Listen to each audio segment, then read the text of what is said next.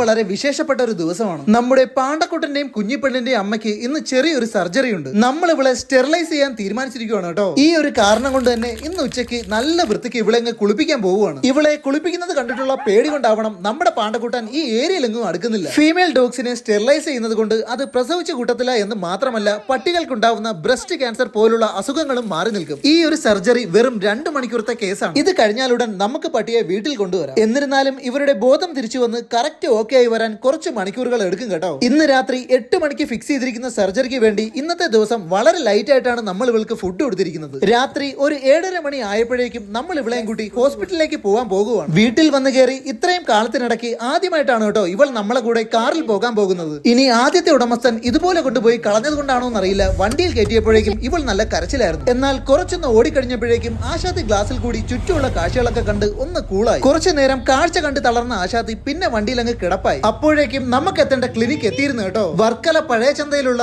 Doctor tiles എന്ന veterinary ക്ലിനിക്കിലാണ് നമ്മൾ ഇവൾക്കുള്ള surgery fix ചെയ്തിരിക്കുന്നത്. ഈ ഒരു സർജറിക്ക് ഇവിടെ പറഞ്ഞിരിക്കുന്ന ചാർജ് 3500 രൂപയാണ്. എന്തായാലും ഇവിടെ എത്തിയപ്പോഴേക്കും ആദ്യം കാണാൻ കഴിഞ്ഞത് ട്രീറ്റ്മെന്റ് കഴിഞ്ഞ് തിരികെ കൊണ്ടുപോകുന്ന ഒരു ആടിനെയാണ്. ക്ലിനിക്കിന്റെ മുന്നിൽ തന്നെ വാക്സിനേഷന് വേണ്ടി കൊണ്ടുവന്ന ഒരു ലാബിനെ കണ്ട് ഇവൾ നല്ല രീതിക്ക് അങ്ങ് പേടിച്ചു കേട്ടോ. അതുകൊണ്ട് തന്നെ മുന്നോട്ട് നടക്കാൻ കൂട്ടാക്കാത്ത ഇവളെ എടുത്തുകൊണ്ടാണ് നമ്മൾ ക്ലിനിക്കിന്റെ ഉള്ളിലേക്ക് കയറിയിരിക്കുന്നത്. ചെന്നപാടെ ഫസ്റ്റ് ഡോക്ടറിന്റെ അഡ്വൈസ് ഇവളുടെ വെയിറ്റ് എടുക്കാനായിരുന്നു. ആശാത്തി എന്തായാലും ഹോസ്പിറ്റലിന്റെ ഉള്ളിൽ കയറിയപ്പോഴേക്കും നല്ല രീതിക്ക് അങ്ങ് പേടിച്ചു പോയിട്ടുണ്ട്. സർജറിക്ക് മുന്നേ ഇവൾ ഇനിയും പ്രഗ്നന്റ് ആണോ എന്ന് നമുക്ക് അറിയേണ്ടതുണ്ട്. അതുകൊണ്ട് തന്നെ മാസ്ക് ധരിച്ച ശേഷം ഇവളെ എടുത്ത് ഈ ഒരു ടേബിളിന്റെ ടോപ്പിലേക്ക് നിർത്താനായിരുന്നു ഡോക്ടറിന്റെ നിർദ്ദേശം. ഇവിടെ നിർത്തിയാണ് ഇവൾ പ്രഗ്നന്റ് ആണോ അല്ലയോ എന്ന് ഇവിടുത്തെ 2 ഡോക്ടർമാരും ചെക്ക് ചെയ്തത്. നമ്മുടെ ഭാഗ്യത്തിന് ഇവൾ പ്രഗ്നന്റ് അല്ല കേട്ടോ. ഇനിയുള്ള അടുത്ത പ്രോസസ് ഇവൾക്ക് അനസ്തേഷ്യ എടുക്കുക എന്നതാണ്. ഈ ഒരു ഇഞ്ചക്ഷൻ എടുത്ത ശേഷം കുറച്ചു നേരം നമ്മൾ വെളിയിൽ വെയിറ്റ് ചെയ്യേണ്ടതുണ്ട്. ഈ ഒരു ടൈമിൽ വയറ്റിൽ ഫുഡ് ഉണ്ടെങ്കിൽ ഇവർ വോമിറ്റ് ചെയ്യാനുള്ള ചാൻസ് ഉണ്ട്. എന്തായാലും കുറച്ച് മിനിറ്റുകൾക്കുള്ളിൽ തന്നെ നമ്മുടെ പൊന്നോമന തറയിൽ മയങ്ങി വീണു കേട്ടോ. ഇവളുടെ ഈ ഒരു കിടത്ത കണ്ട് വല്ലാത്തൊരു വിഷമമാണ് തോന്നിയത്. മയങ്ങി കിടക്കുന്ന ഇവളെ ഡോക്ടറുടെ നിർദ്ദേശപ്രകാരം വെളിയിൽ കിടക്കുന്ന ഒരു ടേബിളിൽ കൊണ്ട് കിടത്തിയിട്ടുണ്ട്. കൃത്യമായി അറിയില്ലെങ്കിലും ഇവിടെ വെച്ച് ഇവൾക്ക് ഡോക്ടർ ഡ്രിപ്പും ഇഞ്ചക്ഷനും ഒക്കെ കൊടുക്കുന്നതായി കാണാൻ കഴിഞ്ഞു. ഇതിനുശേഷം ഇവളെ എടുത്തുകൊണ്ട് അകത്ത് സർജറി ചെയ്യാനുള്ള ടേബിളിൽ കൊണ്ട് കിടത്താനായി ആവശ്യപ്പെട്ടിട്ടുണ്ട്. ഇവളെ അകത്തുള്ള ടേബിളിൽ കൊണ്ടുപോയി കിടത്തുന്നതോടുകൂടി നമ്മുടെ ആവശ്യം ഇവിടെ തീർന്നിരിക്കുകയാണ് കേട്ടോ. സർജറിക്ക് ഏകദേശം 3/4 മണിക്കൂറോളം ടൈം വരും. ഈ ഒരു ടൈമിൽ നമുക്ക് പുറത്ത് വെയിറ്റ് ചെയ്യുകയോ അതോ ജസ്റ്റ് ഒന്ന് പോയി കറങ്ങിയിട്ട് വരികയോ ചെയ്യാവുന്നതാണ്. എന്തായാലും 3/4 മണിക്കൂർ കഴിഞ്ഞ് നമ്മൾ തിരിച്ചെത്തിയപ്പോൾ സംഗതി എല്ലാം കഴിഞ്ഞിരുന്നു. അകത്ത് കയറിയപ്പോൾ നമ്മുടെ പൊന്നോമന ഒരു ബോധമില്ലാതെ കിടക്കുവാണ്. ഇവിടെ വെച്ച് ഇനി ഇവൾക്ക് കൊടുക്കേണ്ട മരുന്നും ഓയിന്റ്മെന്റും എല്ലാം കയ്യിൽ തന്ന ശേഷം ഇത് കൊടുക്കേണ്ട കറക്റ്റ് രീതിയും ഡോക്ടർ വിവരിച്ചു തന്നിട്ടുണ്ട്. അപ്പോഴേക്കും ഇവൾക്ക് ചെറിയൊരു ബോധം തിരിച്ചു വന്നിരുന്നു. എന്തായാലും ഇവളെയും കൊണ്ട് നമ്മൾ ഇനി നേരെ വീട്ടിലേക്ക് പോകാൻ പോകുവാണ് കേട്ടോ. എടുത്തുകൊണ്ട് കാറിൽ കൊണ്ട് കിടത്തിയപ്പോഴാവട്ടെ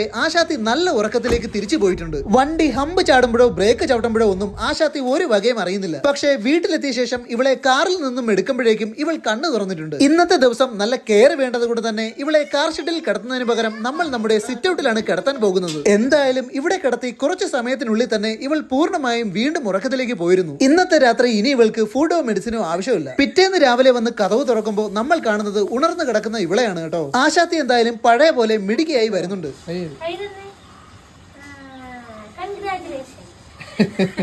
ഇനിയുള്ള അടുത്ത ടാസ്ക് ഇവൾക്ക് പെയിൻ കില്ലറും മെഡിസിൻസും കൊടുക്കുക എന്നതാണ്. ഒരു മുട്ടയുടെ ചെറിയൊരു പീസിൽ ഇവൾക്ക് പെയിൻ കില്ലർ വെച്ച് കൊടുത്തിട്ടുണ്ട്. കുറച്ച് കഴിഞ്ഞ് പെയിൻ ഒന്ന് മാറിയപ്പോഴായിരിക്കണം ഇവൾ എണിച്ച് നിൽക്കാൻ തുടങ്ങി. സർജറി കഴിഞ്ഞത് കൊണ്ട് തന്നെ വളരെ ലൈറ്റ് ആയിട്ട് മാത്രമേ ഇവൾക്ക് ഇന്ന് ആഹാരം കൊടുക്കാൻ പാടുള്ളൂ. അതുകൊണ്ട് കുറച്ച് പാല് മാത്രമാണ് ഇവൾക്ക് ഇന്ന് രാവിലെ കൊടുത്തിരിക്കുന്നത്. ഇത് കഴിഞ്ഞ് ചെറിയൊരു മുട്ടയിൽ നമ്മൾ അടുത്ത ഗുളിയും വെച്ച് കൊടുത്തിരിക്കുകയാണ് കേട്ടോ. മുട്ടയിൽ വെച്ച് കൊടുക്കുന്നത് കൊണ്ട് തന്നെ ഗുളിയ വേസ്റ്റ് ആവാതെ ഇവളുടെ ഉള്ളിൽ കറക്റ്റ് എത്തുന്നുണ്ട്. ഇനിയുള്ള അടുത്ത ടാസ്ക് മുറിവിന്റെ മീതെയുള്ള സ്റ്റിക്കർ ഇളക്കി അതിൽ ഈ ഒരു ഓയിന്റ്മെന്റ് പുരട്ടുക എന്നതാണ്. ഈ ഒരു മെഡിസിൻസ് 3 ദിവസത്തേക്ക് ചെയ്യേണ്ടി വരും കേട്ടോ. ഇപ്പോൾ ഇവൾക്കത് വേദനയാണെങ്കിൽ ഭാവിയിൽ ഇവൾ വളരെ സേഫ് ആയിരിക്കും. നമ്മുടെ പട്ടിയുടെ ഓപ്പറേഷൻ കഴിഞ്ഞിരിക്കുകയാണ്.